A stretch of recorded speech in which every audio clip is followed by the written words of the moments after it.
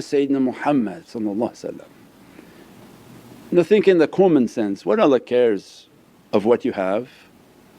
What Allah cares of how much you prayed and how many books you memorize and how much you think you know the fiqh and how many hadiths you memorize and how much of the Qur'an you memorized.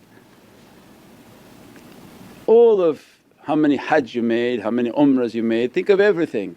Common sense, what Allah wants to do with that? Put on trophy somewhere?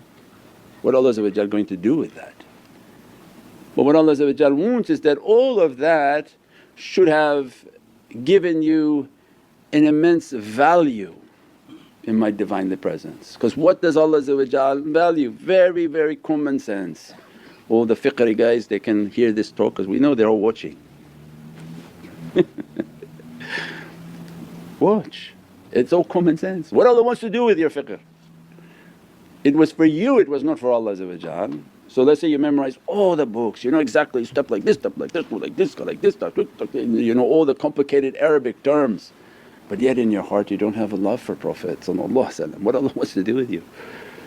And what these awliya come into our life and say, look, make it simple, beep beep beep. They have an expression that in work, in business, in dunya, if you make it so complicated nobody understands what you're saying. And it's like a track only in your mind. You feel happy with that. It's so confusing nobody can understand it but I understand it, but you just confuse the entire audience.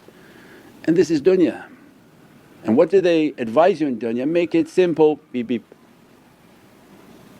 So imagine now for akhirah where Allah say, well all these things these people trying to push and argue and debate and your fiqh's wrong, your hand was wrong, your thought was wrong, your speech was wrong, your pronunciation was wrong, you don't know enough like the books we know therefore you don't know anything.